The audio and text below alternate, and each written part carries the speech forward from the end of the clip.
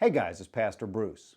You know, it's been my practice as I've been going through these chapters with you to try to stand back and look at the panorama of the entire chapter and discussing it. But sometimes I hit a verse or two that really catches my attention and I feel the need to pause and talk about that. And such is the case today as we're in John chapter 12.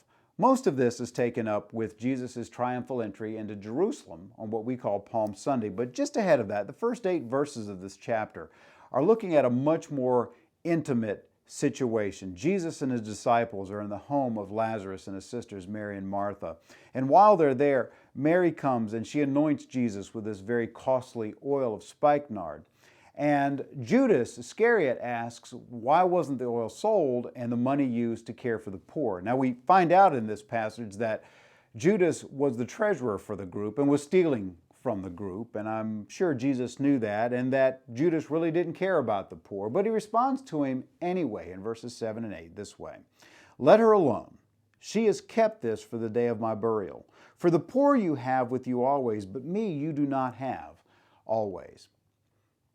We know from the gospel accounts that Jesus loved the poor. He cared for them greatly. So what is his point here? I believe there is a sense of balance that he's trying to show us that is just applicable today as it was when Jesus first uttered the words. I see a lot of Christians and a lot of churches who are doing a lot of good works for the downtrodden, the poor, and there's nothing wrong with that. I applaud that because there's way too many Christians and way too many churches that never do anything. But we need to make sure that when we're caring for the poor, that we are indeed still worshiping the Lord and glorifying Him. There needs to be a balance in that way.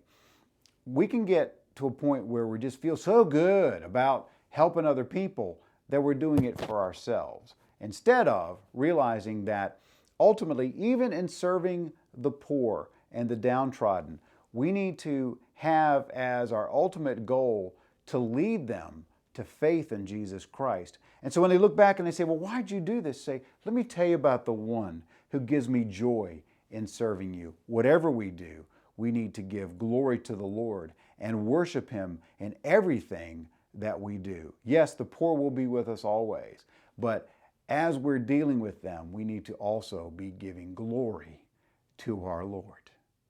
God bless you as you go.